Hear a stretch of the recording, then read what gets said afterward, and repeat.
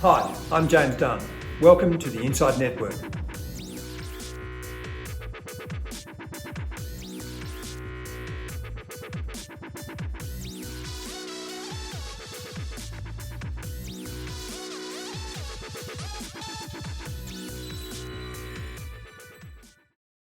Welcome to INDepth, and my guest is Tim Townsend, partner at Townsend Cobain Private Wealth Partners.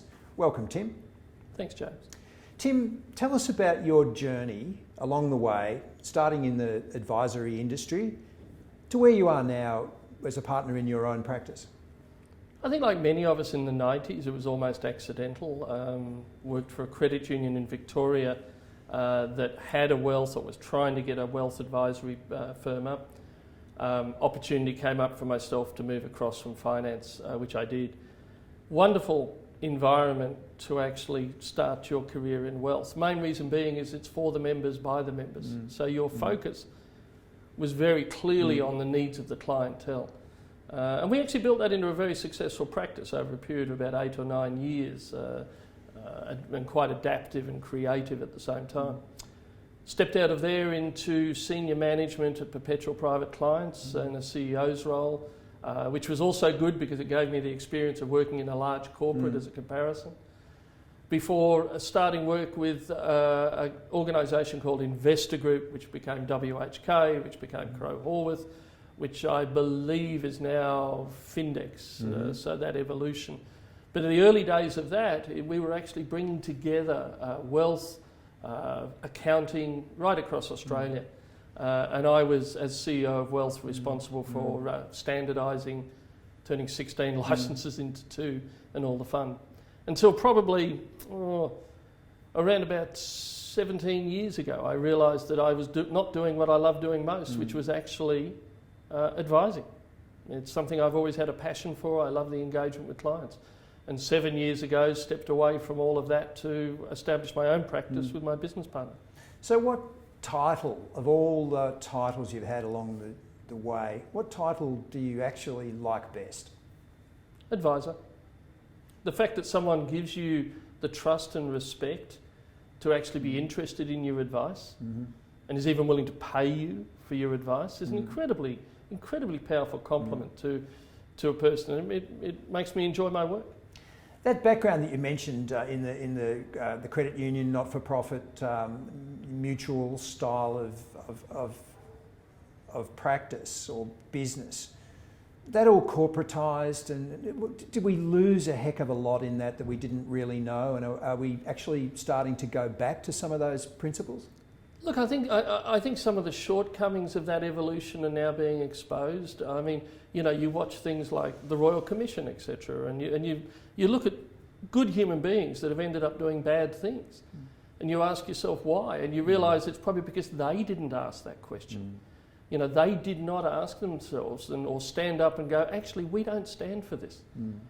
And so what very often has happened in larger organisations, I think, which is what always impresses me when you find large organisations that don't fall into this, that they lose their reason for being, they lose their why. And I think, if somebody had stood up in some of those meetings and said, we don't stand for it, and had been heard, things would have been done differently. So, I think that's where we sit today. I think the humanity has an opportunity to come back to it, and the focus on the end user as being your reason for existence has a chance to be reborn. The term for-profit almost became a pejorative, but it shouldn't, because that is an incentivising factor that humans need. But do you think the pendulum went too far in one direction? Look, I think it did. I mean, through the 80s we had the Gordon Gekko, greed is good, and and our media does portray us to a certain degree of what we're buying.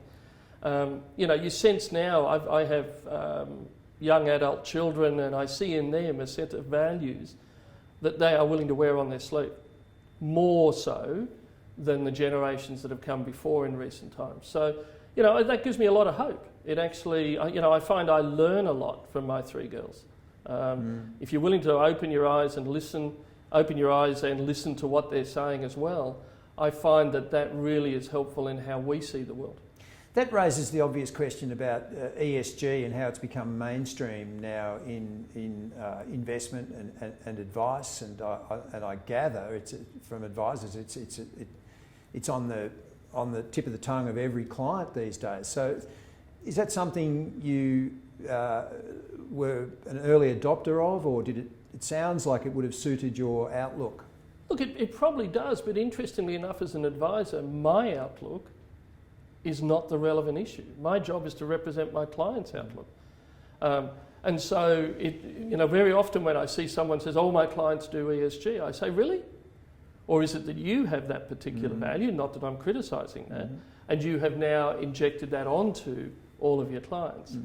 I've always believed the fact that as an advisor, my job is to understand my clients' values and reflect that in the advice that I give, and I bring the technical expertise to find ways to unlock it. Having said that, yes, ESG is on the front of everybody's mind. I would say a significant percentage of it is purely for marketing purposes. It's just greenwashing. Look at me, I'm still doing the same thing I'm doing, but I found a way to call it more ESG orientated. But there are many who are finding a deeper purpose. And I think, one of the things I actually have, one of my daughters, Stacey, is a crusader in this particular area. And I keep reassuring her and saying it's becoming mainstream. It's becoming part of the conversation. And more importantly, the money is starting to flow to it. And I think that really gives me a lot of hope that we will find better ways to find the balance.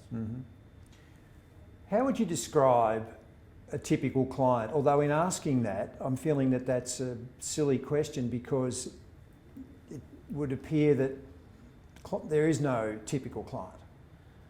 Not specifically, but I think there is to a degree. I mean, sadly, what we've done in this country is, over the years, what I have watched occur is that if our goal was to provide good advice to the majority of Australians, we have and are failing badly. The truth is, we are delivering great advice to a small number, and it's getting smaller and smaller by the moment. We have not found a way to actually unlock that. So the question about what my typical client is, for me to deliver the personalised service to my clients, I mean, one of my rules of thumb is if I have to read a file note to remember who you are, that's not the client relationship I want to be involved in. But what it means is I have to find clients that can afford to pay me in excess of, say, $10,000 per year to provide that personalised service. You're not on a rack, you're not on a machine. You will never call my practice and get told that your call's important to us, but by the way, not important enough for us to employ enough staff to answer the phone. So you wait there like muggins for 45 minutes. That is by the way, I totally respect the fact that for many, for service to be cost effective, we have to embrace some of those things. The practice I run, though, is designed for outsourcers. I don't want to be in an argument with my client, and it's actually designed for people where we're very good at articulating our philosophies, and by being good at that, people can choose whether they share it or whether they don't. What's the best and most memorable piece of advice or feedback you've received, whether personally related or related to your business, from clients? Well, in relation to business, I always thought one of the greatest compliments anyone ever paid me was, I spent a lot of years being employed before I became self-employed. I always joke about the fact I spent 30 years training to start my own practice. But the number of people who said to me things along the lines of, "You're the most self-employed person I've ever met." So I always thought that was wonderful feedback. From the clients, it really comes down to the fact that, during times like March, is like a report card in my profession. You get to find out whether you've positioned the clients well. And the thing that I'm proud of, even in 2020, is that there hasn't been any arguments with clients. There hasn't been massive levels of financial concern by clients. And in fact, in March, they were starting to ring up and saying, "What should I be buying?" So for me, I think those are the things that count most. So what do you feel is the greatest concern for portfolios over the next 5 to 10 years? Is it protecting capital, generating growth, or replacing lost or diminished income? Look, I think one of my greatest concerns for people is they will find themselves inadvertently driving themselves up the risk curve and not really thinking about the consequences of that. And that concerns me greatly, because defensive in our portfolios is actually so much harder than growth now, I believe. And I think fundamentally one of the things I'm trying to question, and Rod and I together in our practice are trying to question, is we believe that the last 30 years of personal experience almost sets you up to fail in this environment. We've lived through 30 years of falling interest rates. And yet here we sit today. Do I think they're going to go down again in the next 30 years like they have? No. So if that's the case, everything I've personally experienced may not set me up well for the future. And so we need to question that. Do you think there's anything really that stands out that's lacking in Australian investment portfolios? I think the most interesting area is the area of alternatives. We have none in our portfolios. Why? Because it isn't that we don't believe in the concept of alternatives, although you have to be careful because the word only tells you what it's not. It doesn't tell you what it is.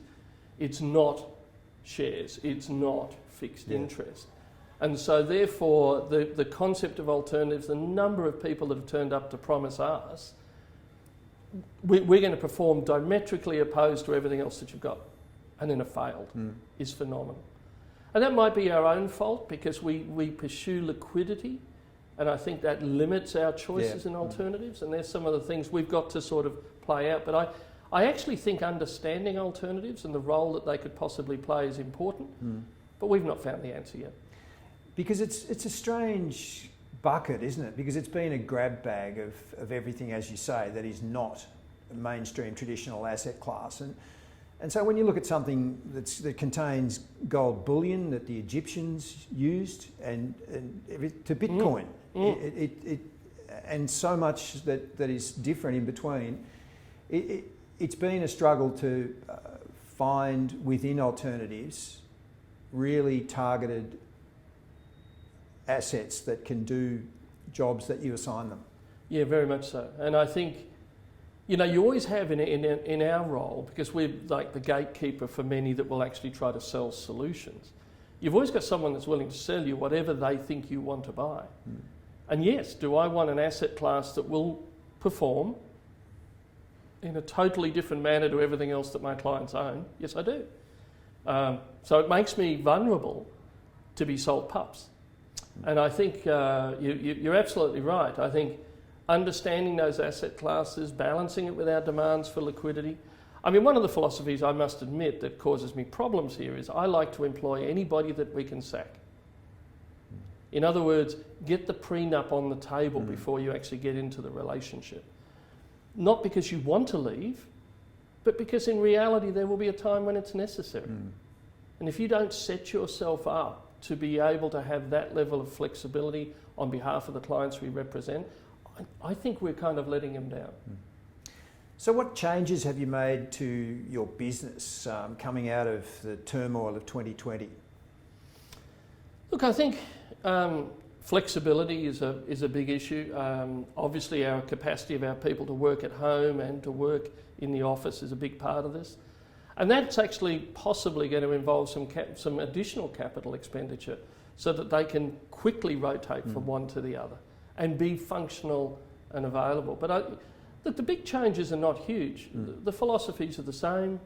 The reality of the world we live in is still, there will always be challenges. The day there's no, I always say, because I love people who tell me, look, I'm really looking forward to the day when there's no challenges. I say, I've got good news, that day will come.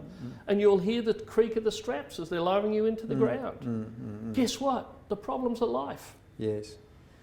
Everybody talks about the turmoil of February, March and shell-shocked clients and so on, but what about advisors? How challenging was that for you? And flowing from that, how do you feel about the support that the industry offers to advisors from fund managers and industry associations? An incredibly different or difficult period of time, culminating in what was going on in March. I mean, if you actually think of the advisory profession, industry, if you look at the last 2 to 3 years of threat and challenge and education, you know, it's difficult. When you've been doing this for 30 years and someone turns around and says, you are valueless, go and pass these particular things because we've conveniently come up with this particular measure. It's insulting, it's hurtful, and I think that you then put on top of that a moment when you need so much of your energy to give to your clients. I mean, one of the things I find during periods of times like March, you are exhausted every night. Your clients drain you. They reach into you to draw on your confidence, your logic. And when you've already come off 2 years of question and threat and uncertainty, it's not an easy time to go through. And I think that's a credit. I think to everybody, anybody as an advisor who's seeing this, who stands up today, should be very proud of themselves. So what advice would you give to your 21-year-old self about embarking on the career that you're now looking back on? I think it's a fabulous career. I think if you like people, it's a fabulous career. I mean, there's lots of reasons that people are in this. And one of the comments I've always made, even to my children, if you want to get well paid, look after other people's money.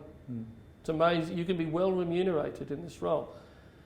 But if that's your primary goal and your goal alone, you generally can get found out here. And I think in the environment we're in today, probably quite correctly, you are more likely to be found out if that's your motivation alone. Lastly, Tim, could you give us a few words on your experiences with the Insight Network in 2020? Look, I think it's been very professional. You know, the support that actually gets you set up for the events that you run. I think the way in which you conduct these is a credit to the organisation, and it's a good experience to be part of. Thanks, Tim. Pleasure, Joe. Thanks for your time.